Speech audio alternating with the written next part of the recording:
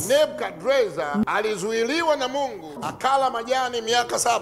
Jina la Bwana libarikiwe. Kwa sababu anasema lakini moyo wake ulipoinuliwa, alafu roho yake ilipokuwa ngumu, akatenda kwa kiburi. Biblia anasema alizuiliwa. Mbingu ilimzuia. Mungu anapokuweka wewe in charge ya jambo lolote, buka kitu kinaitwa nini? Kiburi. Yanga chawi na jim hawakuweza kumsaidia, maana mbingu ilishabadilika. Sana wewe katika maisha yako hapo ulipo, kwenda kwa waganga kienyeji kutafuta dawa za kusaidia, mbingu ikigoma imegoma. Ndio maana Biblia haitaki kabisa watu kwenda kwa washirikina au kufuga majini na uchawi. Mungu apendezi na mambo haya. Kuna mwingine alikuwa na kiburi, anaitwa Mfalme Uzia. 2 Chronicles chapter 26 verse 15 to 16. Mambo ya Nyakati wa Pili sura 26 mstari wa 15 mpaka wa 16. Huyu Mfalme Uzia alipopatwa na kiburi, akaamua yeye mwenyewe kuongoza ibada ya aina yote. Kuna watu ambao wametengwa kwa hayo. Ni sawasawa unakuta leo tunao vijana wengi sana, Mungu amewabariki kiuchumi, kawa na fedha za kutosha, basi hawataki tena kusikiliza ibada. Now to listen to the service.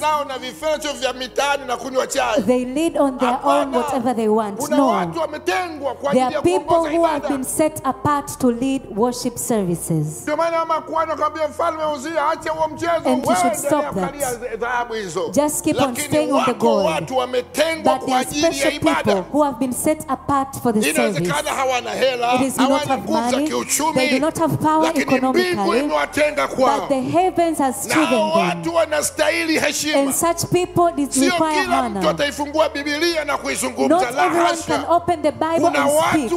There are people who have been set apart. And those people who have been set apart, they have been set apart from the womb. And people who have been set apart from the womb, they deserve to be honored.